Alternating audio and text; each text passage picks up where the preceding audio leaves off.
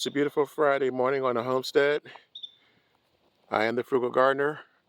I garden in Zone 7A in the U.S. Happy Friday to all of my U.S. viewers, UK viewers, and to those of you around the world. Because it's Friday, this is another Buy It or Build It, another episode of where I take recyclable items and repurpose them for the garden. A couple of days ago, I showed you guys this. It's just a plain box and a bottle. It's just a 4-gallon water bottle and an Evian box. Nothing special, not yet. But I love this project because it gives me opportunity to be creative. So I'm going to start by saying to you guys, once again, you don't have to have items exactly matching this or in size or dimension. This is just to get you to thinking. It gets you to looking around at what you have. So what we're going to do this week is convert these. Normally, I take one item at a time, but this week, today, I'm going to combine the two, which is what makes it exciting. This is food grade, obviously, because it contained water at one point. And what I decided to do was to cut off the top and use this as the vessel or the pot or container. But here's the problem. And if you watch my previous videos, you probably already know. This is clear, see-through. When you garden in this in the summer, especially in zone 7 like I am, the water and soil combined is going to bake that soil. It's going to turn it rock hard, and even if it didn't, you would have to water it a lot more because that exposure to the sun is going to dry it out. So how do you solve that problem? Well, first, before you even use this, you cut drainage holes in the bottom. I always remind you guys to do that.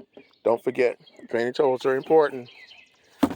But now, you see where I'm going. This box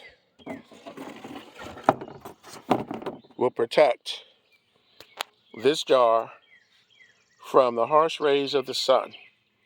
This way, you still get the light going in the top for whatever we're going to grow, and the sides protect what's inside from baking, from the combination of the soil and the water and the sun. So you get to understand what I'm saying here. So I guess the question now becomes, what did I do? What am I going to do with this? Well, here's the answer. This is the finished product. Well, I say finished product. I'm going to cut these flaps off and tuck them down inside. Here's a perforated line right here. I'm going to cut these off, drop them inside. But what I've planned here, let me get a closer look.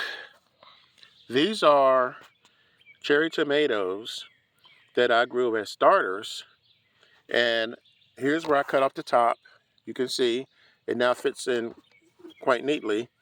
And the protection, the sun is out, and you can see exactly what I'm saying. So when I water this, that water will go down into the pot. I do have drainage holes. I don't really want to soak this, but these are the 2 cherry tomatoes from these starters over here. So I had 5 starters, I believe it was, over here. I took those out, put them in here, and I added this as a support, which, again, being frugal, this was free.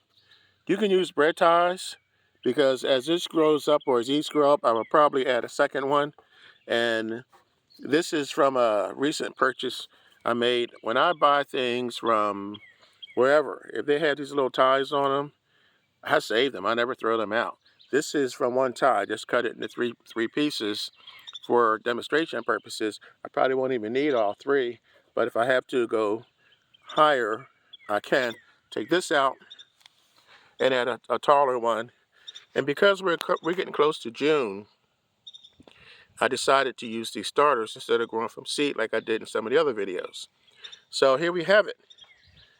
Cut these off, stick them inside. You can discard them if you want. Basically, everything's ready to go. The cherry tomatoes are inside. Water them a couple times a week. Just kind of touch the soil, stick your finger in it. It's dry now. I'm going to definitely have to water this. So you want to water these, keep an eye on them, and you're good to go.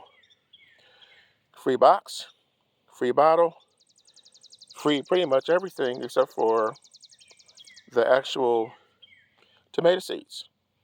So that's it. Another buyer to build it, another Friday, another way you can save money on gardening without spending money on buying expensive containers. I will catch you guys next Friday with another, hopefully, surprising container. But until then, I'm the Frugal Gardener. Remember what I always tell you. When you grow your own food, you'll always know where it comes from. Catch you guys next Friday. Enjoy the weekend.